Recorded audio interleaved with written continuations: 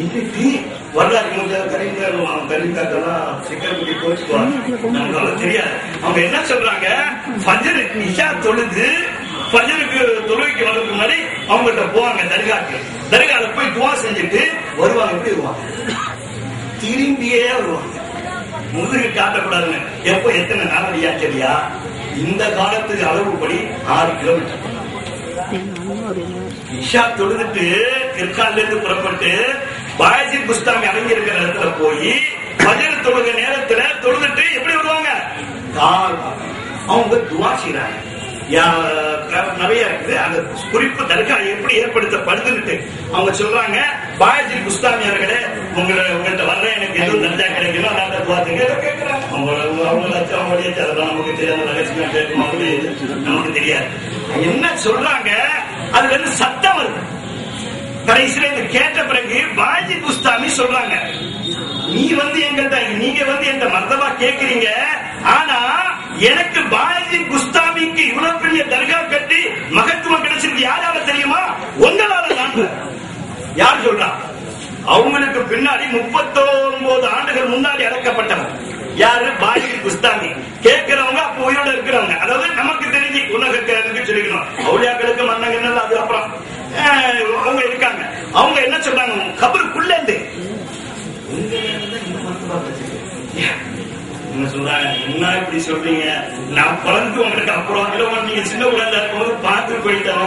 என்னால உங்களுக்கு இந்த மர்த்தபா கிடைச்சதுன்னா இதெல்லாம் ஏத்துக்க முடியுமா அப்படின்னு அவங்க என்ன சொல்றாங்க, எனக்கு ஒரு हाजत नहीं थी। अल्लाह ने फरमाया कि आसमान तक के नूर नजर आया, எனக்கு ஒரு हाजत।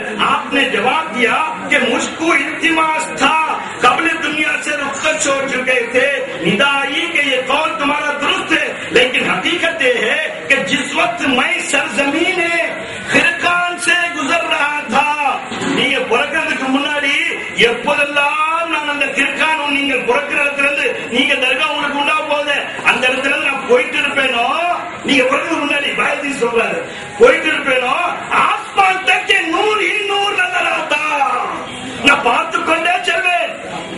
அபுல் ஹசன் கிர்கானியே, உனக்கு தர்கா கட்டக்கூடிய இடத்திலே நீ வாழ்ந்து அங்கு சமாதியாகக்கூடிய இடத்திலே உயிரோடு அந்த சமாதி ஏற்பட நிலையிலே நூறு இறங்கி கொண்டிருந்தது 40 ஆண்டுகளுக்கு முன்னாடி நான் பார்த்துட்டு இருந்தேன்.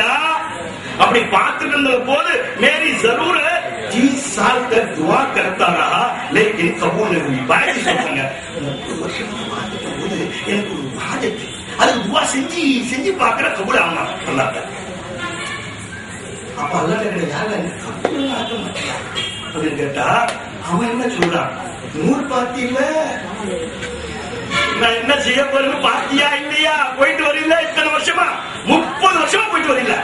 அது அபுல் ஹசன் கிர்கானியோட நூறியா, அவரு தர்காவுக்காக வச்சிருக்கிற இடம், அந்த மசீதாவுக்கு துவா கேட்கிறாங்க பாயஜி குஸ்தாமி।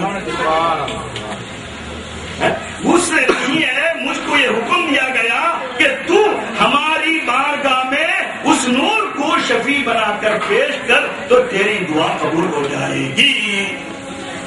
அந்த நூரை வசீலாவாக்கி பாயஜி இல்லைன்னா அது ஒரு 4-5 நாள் சொல்லணும். அவங்க எவ்வளவு பெரிய வழி இல்ல இப்படிப்பட்டவங்க முடிவுரைக்கு அவங்க சொல்றாங்க, எவ்வளவு சொல்றாங்கன்னா வளர்ந்து போக வேண்டாம்.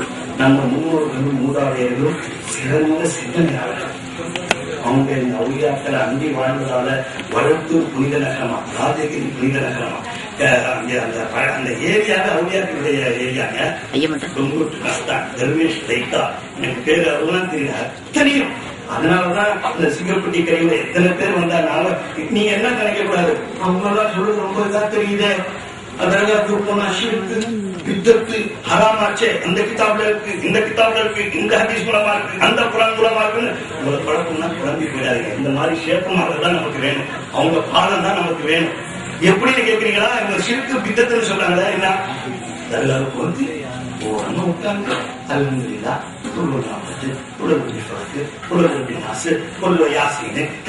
என்ன தெரியுமோ பொதுமக்கள் எனக்கு மகளுக்கு வேணும் அப்படின்னு போதி பாத்தியா செஞ்சு துவா செய்யுங்க, வெளியில்லாவே எனக்கு துவா செஞ்சு பார்க்கணும், எனக்கு உடம்பு சரியாகணும், என் மகன் நல்லபடி ஆகணும், இந்த துவா செஞ்சு உட்கார்ந்து ஷிர்க் பித்அத். ஆனா பட்ட பகல்ல நட்டனவு ரோட்ல இளம் குமரி முதல் சின்ன சில குழந்தைகளை தோல்ல போட்டுக்கிட்டு புறா பிடிச்சி போராடுவோம் போராடுவோம். அயன் குரானா, அயன் இஸ்லாமா, நபி வழியா, கத்துவோமா? எதுவுமே சொல்ல வரீங்க?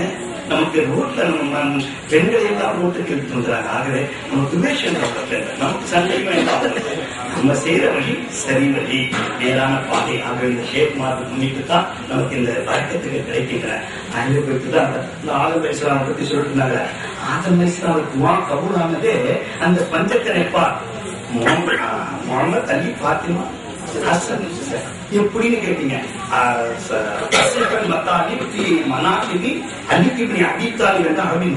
அந்த அரபினுள்ள ஆதம் அலைஹிஸ்ஸலாம் அங்க பிறந்த உடனே கேட்கிறாங்க, என்ன தவிர மனித படைப்பா யாரும் படைச்சிருக்கியான்னு கேட்கிறாங்க.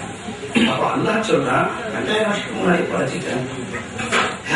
அவங்க நான் தரிசிக்கலாமா அப்படின்னு மலக்குமாருக்கு உத்தரவு கொடுத்து இறை சீலை நம்பித்தப்படுகிறது. அந்த 5 திருமுகம் தான் கிடைக்கும்.